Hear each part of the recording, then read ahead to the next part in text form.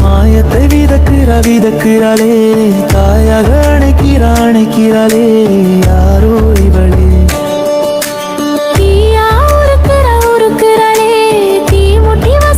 வசிக்கிறாளே தீராதாமல் அடுக்கிறாளே யாரோ இவளே நடுமாயுதமே ஆரணமே பூரணமே பூவின் கண்ணமே அழைக்கும் அவளை இலை நுனியில் துளியை சிலை தொட்டது சரிதான